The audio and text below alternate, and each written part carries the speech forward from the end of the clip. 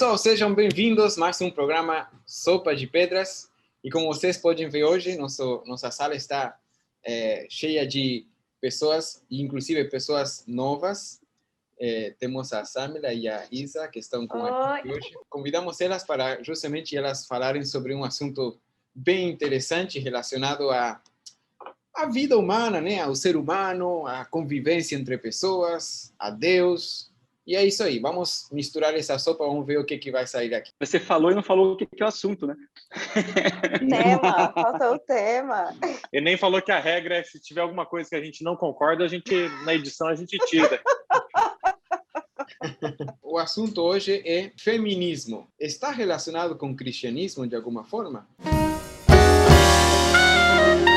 Acho que a gente podia começar perguntando para as meninas, já que elas estão aqui, né? A gente vai dar a palavra para elas. Tem muito mais a ver com a experiência delas do que com a nossa experiência. A gente enxerga o feminismo de fora e de uma forma muito crítica. Geralmente o homem critica muito, né? Então a gente queria ouvir o lado delas e entender o que elas entendem por feminismo e a importância, se é que tem importância esse movimento, inclusive ligando com o cristianismo. Então a gente queria ouvir a opinião de vocês sobre esse tema primeiro, para começar. Bom, o feminismo, para mim, é um movimento que busca equidade entre homens e mulheres. Para ver essa equidade, logo a gente tem o tema: se existe equidade, existe alguma desigualdade entre o sexo feminino e o sexo masculino. Então, para o feminismo existir, existe a desigualdade entre formas que a mulher é tratada na sociedade e a outra forma que o homem é tratado na sociedade. Boa. Eu gosto de definir também, Samela, como o feminismo ser um movimento que trabalha contra o machismo.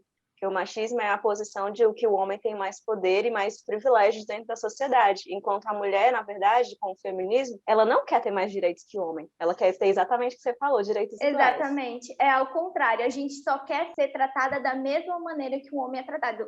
Muitas vezes nós, como mulheres, só queremos o respeito, nós queremos ser respeitadas em todos os ambientes que nós frequentamos, seja igreja, trabalho, escola, faculdade, queremos respeito. Mas isso vocês estão falando de uma sociedade, vocês não estão falando do Brasil, não, vocês estão falando da Arábia Saudita, Irã, Iraque, países muçulmanos. Ou vocês estão falando daqui mesmo? Então, daqui não, do Brasil, o Brasil está quase lá, né? Está quase nesse nível aí. Em termos de desigualdade, gente. A gente tem muito progresso aqui, né, Samula? Mas ainda tem muita coisa a melhorar, né? Com certeza, com certeza. E o feminismo não é algo só para uma mulher. Nós queremos todas as mulheres unidas para que assim a gente possa ter esse progresso na sociedade. Mas vocês acham que todas as mulheres querem isso? Será? Eu acho que não. Não querem. Não querem. Mas, bom, a gente tem mulheres que elas vivem naquele sistema porque elas não têm o questionamento que aquele sistema está errado, elas não conseguem raciocinar. Elas vivem naquilo achando que está certo ser tratada daquela maneira. Até que vem uma outra mulher e abre os olhos dela, fala: não, você merece mais que isso, você merece ser tratada melhor que isso. E o feminismo, ele pega muito dessa tecla. Diferentes feminismos para diferentes mulheres. Por exemplo, a mulher negra não vai ter o mesmo feminismo que a mulher branca. Por exemplo, uma mulher negra, ela normalmente começa a trabalhar muito cedo. Já a mulher branca, ela tem oportunidade de estudar mais. Então, o feminismo vai trabalhar nessas desigualdades para equiparar as duas. Interessante também, Samela, é que, assim, existem, além dos movimentos feministas, existem movimentos antifeministas. São mulheres conservadoras, são mulheres tradicionais, são mulheres, geralmente, já que a gente está dentro desse tema, muitas mulheres que pertencem a um mundo cristão. Não necessariamente que eu estou falando de pessoas que seguem a Bíblia corretamente 100%, mas pessoas que são de igrejas. E, geralmente, quem são as antifeministas se baseiam muito em coisas bíblicas para se pensar de que a mulher precisa, sim, estar numa posição de subjugada, de uma posição inferior, de uma posição onde ela não tem tantos direitos quanto os homens. Com certeza. Teve até uma vez que eu estava aqui desabafando no meu Insta, e o Gabriel pegou e respondeu, que eu coloquei assim, que eu estava muito triste por conta das mulheres na minha igreja não serem reconhecidas, né? Aí algumas pegaram, responderam, o Gabriel também respondeu, e teve gente que falou assim, mulheres, tá, gente? Meninos, mulheres falaram isso. Não, mas você tem que ver que a igreja já avançou muito. A igreja já está incluindo mulher para tanta coisa. Olha, essa semana mesmo teve um programa que teve mulher. Aí gente, presta atenção.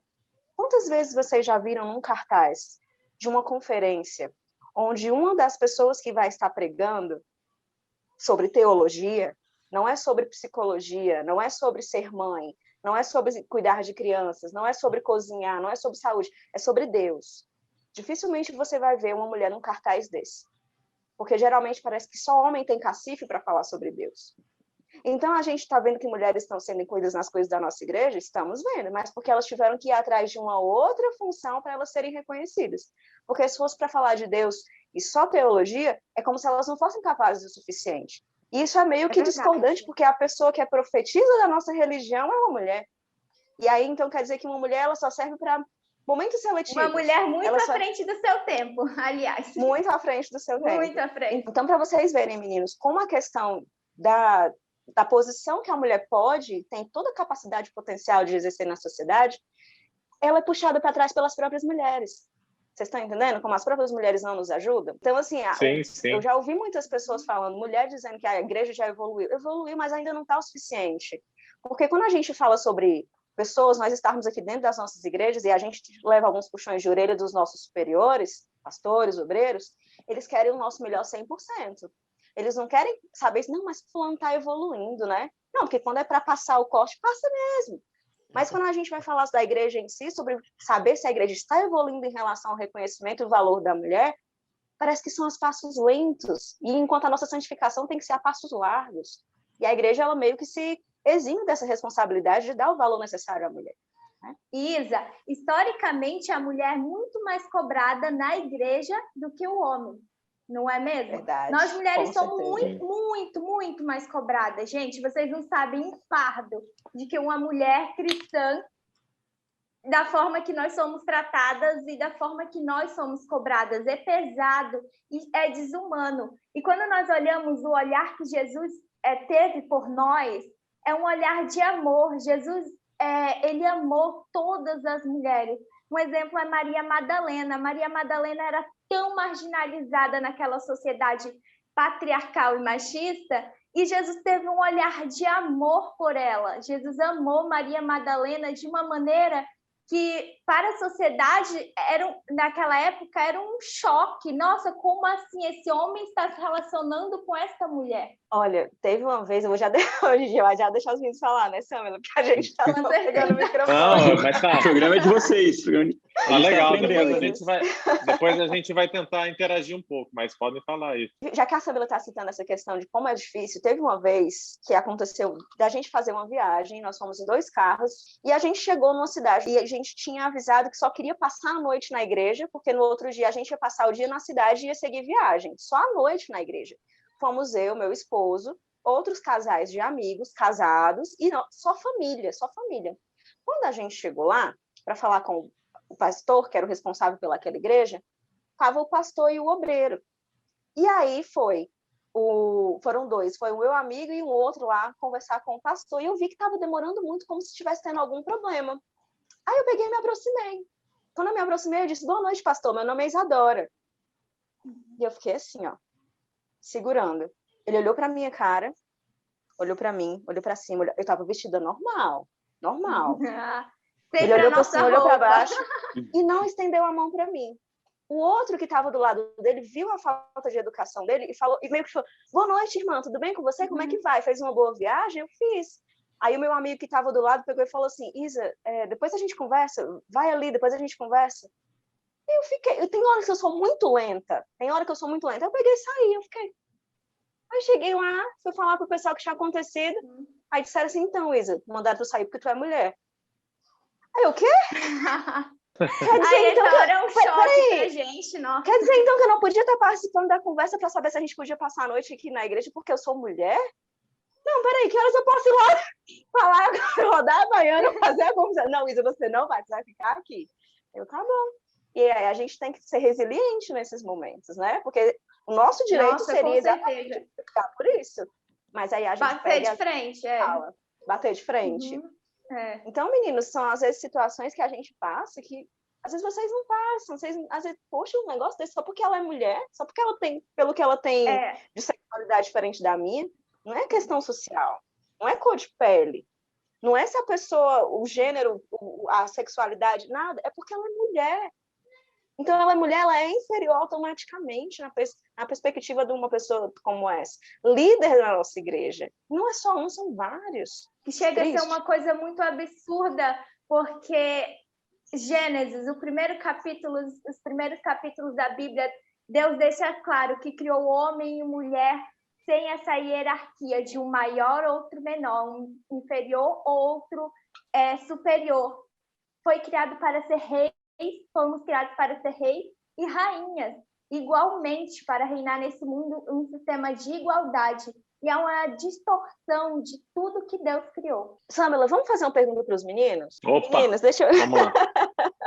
Deixa a gente fazer uma pergunta para vocês. Porque aqui a gente tem o Gabriel, tem o Guilherme, tem o Cleiton e tem o Xande. Os 4 são pais. Os 4 são casados, os 4 são pais. Meninos, hoje, da idade de vocês, com a família que vocês têm, quando vocês veem que jovens ou mulheres, jovens mulheres, decidem que não querem ser mãe, qual o impacto que isso traz para vocês? O que vocês pensam sobre isso? Bom, eu acho super normal. Acho que é por causa de ter muitos exemplos na minha volta. Eu não tenho me questionado se é certo ou errado. Acho normal pelo fato de acontecer bastante. Eu também tenho visto muito isso, né, ultimamente. Então, para mim, tem sido algo normal, né? Algumas amigas e parentes, né, falaram assim, nossa, mas por que eu sou obrigada a ter filho? Né, para ser feliz, eu tenho que ter filho, né? Como se fosse uma coisa que dependesse disso, né? E eu concordo, acho que não deveria ser levado dessa forma, né? Mas, infelizmente, a sociedade acaba levando, realmente. Da minha parte, eu também não tenho opinião sobre isso, se é certo ou errado. Eu só olho com um ar, tipo assim, poxa, que pena, não vai ter, tipo assim, não vai ter uma hereditariedade, assim, uma continuação, que é bom e tal. É só por esse lado. Acho que é de cada um. Eu não tenho opinião formada sobre isso. Eu não vou falar a minha opinião, né? Porque eu entendi já qual foi a intenção da pergunta. Não vou falar a minha opinião, porque a minha opinião costuma ser bem para frente, assim, nesses temas. Mas eu entendi que o que você está falando é o seguinte. No geral, as pessoas elas acham muito estranho uma mulher que não quer ter filho. É como se ela estivesse negando a função dela, né? Como se a função da mulher automaticamente estivesse relacionada a ser mãe. Eu já cheguei a discutir, né? Mas já cheguei a questionar na internet uma postagem desse tipo, em que a pessoa colocou que, olha, se você não quiser ser mãe, tudo bem, mas o plano de Deus para a sua vida é que você seja mãe. Aí eu falei, mas peraí, como assim? Mas no caso de Paulo, por exemplo, Paulo não casou, ele negou o plano de Deus para a vida dele? Não, mas Paulo é diferente. Então, não é assim. Então, a gente tem essa mania de querer colocar e definir, decretar o plano de Deus na vida de outras pessoas. E no caso das mulheres, esse plano sempre envolve ser mãe, né? Ser uma videira frutífera, né? Que tem muitos filhos ali ao pé da cama e tal. Gente, Samela, já não sei qual é a tua opinião sobre isso, mas comigo, como já sou casada, né, há muito tempo, já tenho mais de 30 Comigo que eu sou solteira acontece o outro. Acontece? Ao contrário, como assim? Como você vai casar, quando você acha que você vai constituir uma família, e quando eu falo estou me dedicando à minha carreira, é um choque. Nossa, mas você está distorcendo a função de Deus, quer ter uma família, mas eu falo, não estou distorcendo. Eu estou priorizando algo que eu acho necessário neste momento da minha vida. Meninos, pensa num ponto que tipo, crucial hoje nessa questão, porque, assim, vocês como homens, a maioria de vocês falou que não, eu acredito que é normal, não é um assunto que eu me deleite tanto, não é um assunto que traga tanto impacto na minha vida, até porque não faz parte da minha realidade, né? Eu sou pai e tal, não sei o quê. Mas a gente que decide, eu tenho 32 anos, quando eu decidi, botei o pé no chão e disse, eu não quero ser mãe, eu tinha 12 anos. E isso foi só sendo confirmado. Quando eu comecei a namorar com meu marido, uma das nossas primeiras conversas foi sobre isso, eu não quero. E ele falou também não, então toca aqui. High five. Pronto. Deu super certo. Pronto. E o problema é que eu moro em uma cidade que parece que o pessoal bebe água de alguma coisa que o pessoal engravida do nada. Faz filho, Brasília. Né, Samela? Você já Brasília, sim. Gente, e aí você tá dentro de uma igreja que tá praticamente naquela época, naquela fase, que tem um monte de mulher grávida. Aí as pessoas chegam para você, quando é a sua vez. Eu não quero, não. Mas por quê? Aí eu, não quero. Não, mas por que você não quer? Aí você tem que, no início, quando você é nova, você tem que começar a se explicar, né? Mas aí depois que as pessoas já sabem que você não quer, e depois vem a nova fase, de depois mais mulheres grávidas, as pessoas, eu já sei, não, ela não quer não. Mas assim, vem cá, aconteceu alguma coisa? Assim, tu teve algum trauma? Tipo, quais são os teus medos? Tu não tem medo não de se arrepender? Quem é que vai cuidar de ti na tua velhice? Gente, tanta pergunta que, assim, até as pessoas que se fazem de modernas, que conseguem entender o teu pensamento progressista, de que tu tem outra vibe para a vida, elas, na verdade, elas voltam atrás para saber quais são realmente os teus motivos, para ver se eu consigo te convencer do contrário. E, geralmente, são mulheres que fazem isso, mulheres mães que fazem isso. Então, você percebe, de novo, a desunião do movimento. Porque a gente fala de ter uma liberdade de escolha, uma liberdade de escolha de religião, escolha de homem que a gente quer casar, escolha de quer ou não querer ter filho, de querer ser dona de casa, de querer ser uma pessoa que vai atrás da sua carreira. Parece que tem que ter tudo pré-programado. E tem que ser daquele jeito, como se fossem as pessoas que geralmente estão à frente das nossas igrejas. Geralmente, como é que acontece? O cara é o pastor, é o obreiro, e a mulher é a ajudante dele. Geralmente ela não se dedica a uma carreira afastada da obra. Geralmente a carreira dela é a da obra. E é como se os exemplos que a gente tem lá em cima tivessem que ser exemplos para todos os membros, onde a mulher que ela não faz parte de uma vida dentro de casa, uma vida de dona de casa, de cuidar de filhos, ser dona do lar, parece que ela está andando na contramão, ela está nadando contra a maré. E as pessoas não entendem que isso é completamente normal, porque a gente tem opção de escolha. Porque se não fosse o livre-arbítrio, todo mundo seria robozinho. Todo mundo estaria fazendo tudo igual. Mas a gente tem a oportunidade de escolher. Isadora, colocam na mulher como se a única função da mulher fosse ser mãe e a felicidade da mulher dependesse daquilo. Já ouvi muitas vezes, você não vai ser mãe, você vai ser infeliz. Mas, gente, existem outras formas de felicidade. Eu acho que para você escolher ser mãe, e você ser mãe nessa época, é uma decisão muito difícil. Porque olha o mundo que estamos vivendo. Eu acho muito sensato da sua parte. E eu entendo. Eu, por exemplo, como mulher falo, eu tenho um dia vontade de ser mãe. Aí já vieram me falar, mas será que você vai ser tão uma boa mãe assim? Porque você tem uns pensamentos muito modernos. Será que um dia você vai conseguir casar porque você tem pensamentos modernos sobre casamento? Enfim, são vários machismos que nós passamos na igreja e em vários outros ambientes. E na igreja é muito forte, principalmente, por exemplo, eu sou uma mulher que eu gosto de falar, e eu estudo muito, e eu gosto de falar na frente, eu gosto de expor minhas opiniões, e é um choque. Toda vez que eu vou expor minha opinião, vários homens olham assim, tortos para mim, sabe? Como assim, ela é mulher e está falando aí na frente, ela deveria estar ali calada. E eu não calo. Algo que me chamou a atenção, vocês falando, em 2 momentos vocês mencionaram como até uma certa dificuldade que vocês enfrentam, o fato de existir uma suposta prova na Bíblia para esse tipo de comportamentos. Isso me chamou a atenção, né? É como que certo tipo de cultura que nós temos, de opressão, acaba tendo base em questões bíblicas. O que vocês acham sobre isso? Sobre questões bíblicas que supostamente estariam apoiando esse tipo de atitude? Essa é a parte que vocês vão cortar, tá? Meus amores, olha só. Na Bíblia, se você quiser encontrar argumento para você ser satanista, você vai encontrar. Porque as pessoas usam a Bíblia para o que elas querem. As pessoas usam o que está escrito na Bíblia fora de contexto. Elas usam para provar os pontos de vista que elas querem fazer as outras pessoas enxergarem. Então, em qualquer momento, a Bíblia pode ser muito bem usada para provar um novo ponto de vista. Um ponto de vista mais antigo ou então mais progressista vai depender de quem quer usar e com que objetivo quer usar. Antigamente, quando a gente sabe, todo mundo sabe que culturalmente as mulheres sempre foram atacadas, sempre foram marginalizadas, a gente sabe disso, e não foi diferente dentro do povo judeu. Aconteceu na Bíblia, aconteceu no Velho Testamento, aconteceu no Novo Testamento. Então, quando a gente pega partes da Bíblia para a gente dizer o que a gente quer trazer para a nossa vida, a gente precisa ser seletivo, mas parece que as pessoas só são seletivas para o que lhe convém.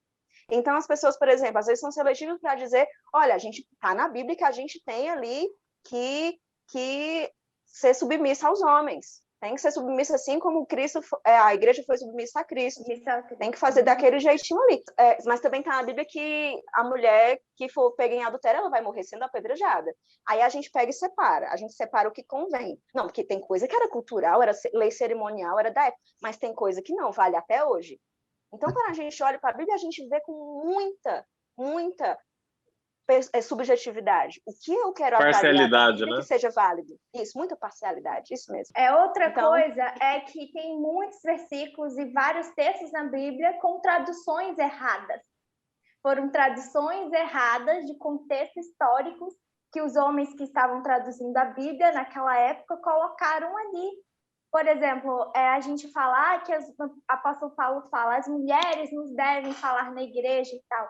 Bom, quando a gente pega o contexto histórico daquilo, a gente começa a entender o que realmente Paulo quis falar. E quando a gente pega o texto no grego original, por exemplo, as mulheres, vamos focar no as, no grego, é específico para uma mulher, não quer dizer para todas as mulheres, é específico para um grupo de mulheres daquela época. Então, nós devemos focar na Bíblia com olhos abertos, não trazendo nossas opiniões já pré-formadas.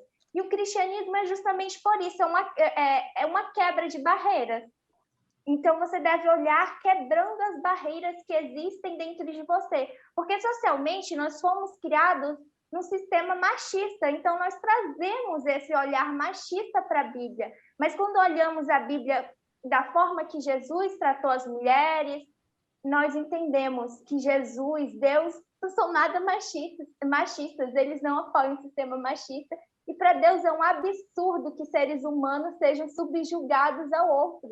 Deus detesta isso, Deus criou para que nós sejamos todos iguais. E livres, né? Acho engraçado que quando eu penso sobre isso, sobre o que a Bíblia tem a me dizer sobre a minha posição de mulher, eu penso exatamente nisso, Samela, de como Cristo tratou as mulheres. Então, assim, para o mundo, às vezes, a gente está vivendo num momento hoje onde os cristãos eles estão sendo atacados pelas suas posições políticas, né?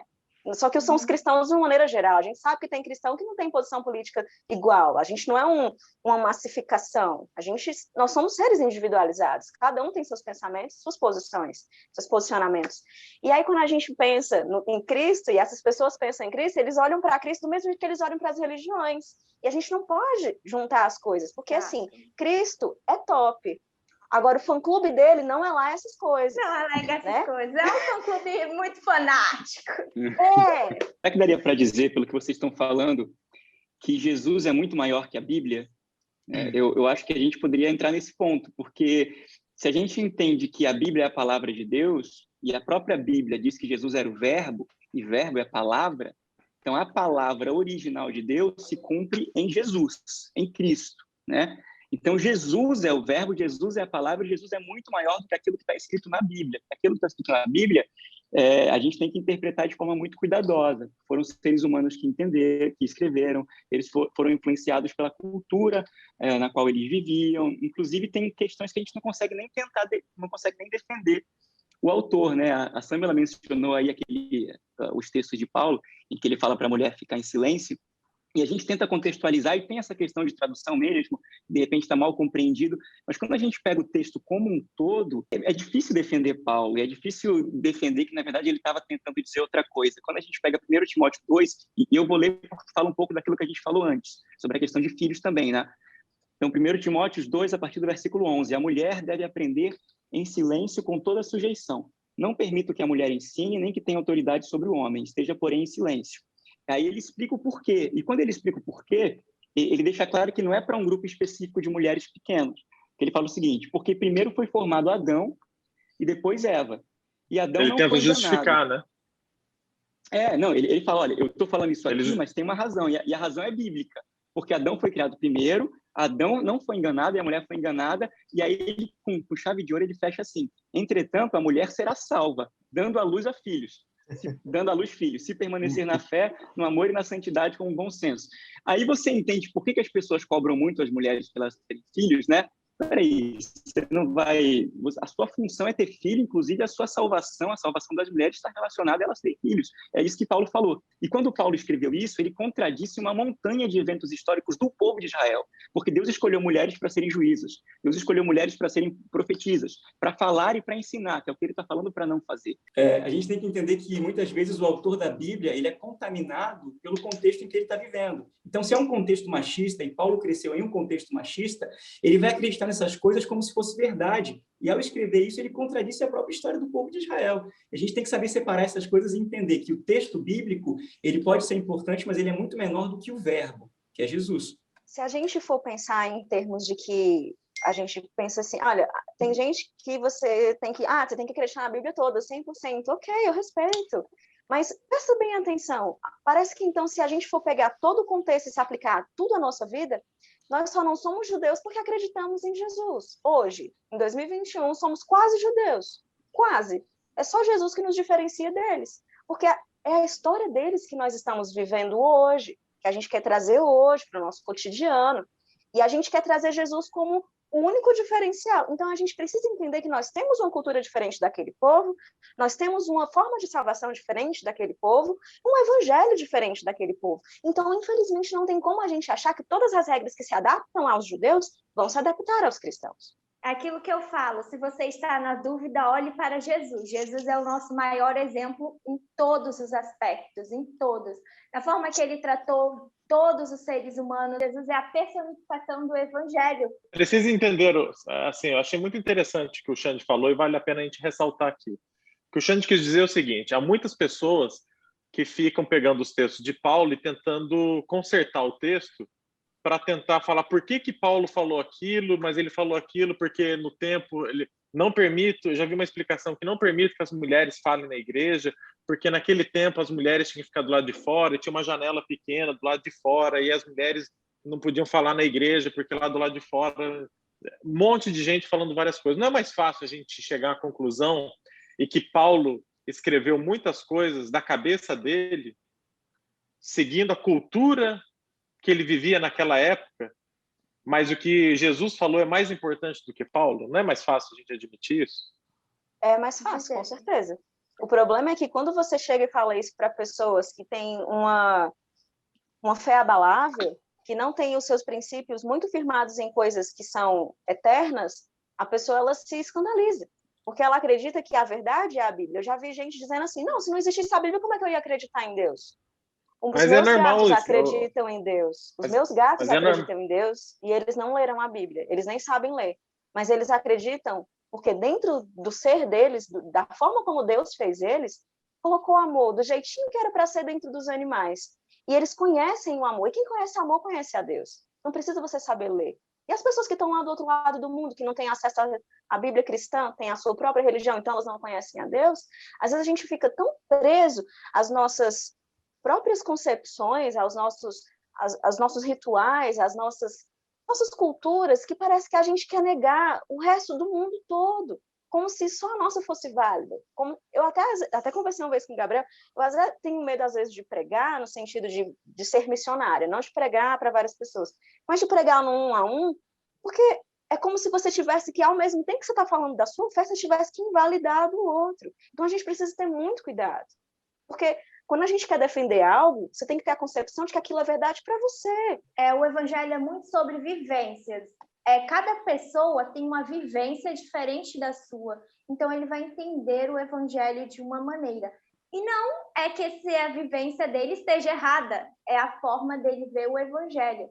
O importante é sempre olhar para Jesus e focar em Jesus. Nosso foco tem que estar 100% em Jesus Cristo e nas ações de Jesus Cristo. As ações de Jesus Cristo foram para quê? Para que nós pudéssemos ter esse exemplo de como nós devemos nos portar, olhar as pessoas. Jesus é o nosso maior exemplo em tudo, gente. O que eu ia dizer é que é o seguinte, é normal que as pessoas elas queiram expor as suas verdades como verdade absoluta, faz parte do ego da pessoa. Então, se eu apresento para você uma coisa, uma verdade, aquilo para mim, não existe outra verdade além daquilo que eu entendi que é verdade. Então, se eu estou te falando, não adianta você vir com outro tipo de argumento, porque eu já cheguei a essa conclusão. E se eu cheguei a essa conclusão, é porque ela é uma verdade. Então, eu quero que você também siga essa mesma verdade que eu acho que é uma verdade. E aí vira um problema. E aí a dificuldade de outras pessoas pensarem diferentes. O grande problema é saber conviver com pessoas que pensam diferentes e respeitar o limite de cada pessoa. Por exemplo, quando você falou lá atrás, porque eu não quero ter filho, porque eu não quero. Algumas pessoas, elas vão te perguntar por que você não quer ter filho, porque ela tem curiosidade de saber, e às vezes ela quer te ajudar, fala assim, o seu problema é porque não vai dormir à noite, mas tem um chazinho muito bom e tal, que você vai conseguir dormir à noite. Às vezes ela não está mal intencionada. Agora tem aquela turma que quer te colocar na parede, te prensar e falar, mas como assim? Não vai ter filho? A cultura nossa é assim e tal. Então, nós precisamos saber conviver com esses dois tipos de pessoas e aceitar conviver com pessoas que pensam diferente da gente. Mas é muito complicado isso. Em relação a isso, gente, sobre ter filhos, só voltando a esse ponto, tem uma coisa que me inspira muito, que é assim, uma mãe, quando ela vê que ela vai ser mãe, que ela vai ter seus filhos, ela precisa entender que ela tem agora uma função, que é dar amor, guiar e orientar esses seres que ela gerou, né? No meu caso, como eu decidi não gerar seres do meu DNA, mas mesmo assim eu quero orientar e quero guiar outros seres. Eu quero ter filhos espirituais. Eu quero ter pessoas que eu possa estar mostrando o caminho que elas podem seguir. E que não necessariamente precisam sair de dentro de mim, mas pessoas que já estão aqui, que precisam de carinho, precisam de afeto, que precisam da palavra de Deus, que precisam de um outro olhar sobre a religião. Entender que a religião não é um fardo pesado, que Cristo basta, Cristo deu a graça, que a gente pode viver uma vida mais feliz, mais completa e mais correta, só pensando em Cristo. Eu fico muito triste quando eu vejo, às vezes, meninas que às vezes eu participo de grupos onde a gente faz aqui também, algumas palestras, e eu vejo que às vezes tem meninas muito, muito, muito jovens, e que elas têm um pensamento muito fechado, muito, muito, muito fechado mesmo, que fazem até reels no Instagram, ironizando pessoas que têm um pensamento um pouco mais aberto, sabe? E eu fico triste porque, poxa vida, uma mente tão jovem e já tá tão assim, tão fechadinha. Poxa, queria poder alcançar. Quem sabe eu alcanço um dia, não sei. Fazer uma pergunta para vocês. A gente está falando alguns exemplos de algumas mulheres que, como vocês falam, às vezes o maior desafio para vocês é justamente outras mulheres. E agora gostaria de fazer a pergunta a seguinte: qual seria uma forma de você identificar uma mulher que está tendo um pensamento que pode ser prejudicial para ela mesma ou inclusive para outras pessoas, mas falando nos dois lados, né? Por exemplo, uma mulher que pode estar prejudicando a si mesma e outros no sentido de não entender essa questão de que somos criados iguais perante Deus, e também outro lado, que seria a mulher que talvez está achando que o conceito dela de feminismo é uma questão já de superioridade feminina, né? Como você se identifica? Eu amei esse ponto, sério. Nossa, amei o que você está perguntando. Vai lá, Sandra, fala aí.